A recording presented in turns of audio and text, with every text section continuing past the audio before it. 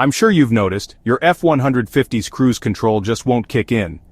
Before you panic, let's see what might be causing the problem. First, check the obvious. Make sure your brake lights work because if a brake light bulb is out, the cruise control won't activate. Next, double check that you're going above 25 miles per hour, cruise control won't engage at lower speeds. Still nothing? Faulty brake pedal switches are a common culprit.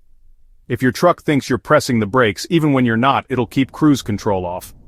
Another thing to look for: blown fuses. Pop the hood, check your owner's manual and look for any fuses related to cruise control or brakes. If you spot a blown one, replacing it could solve the issue. If you have warning lights on your dashboard, especially the check engine light, cruise control might be disabled by the truck's computer. In that case, scan for error codes and address any engine issues first.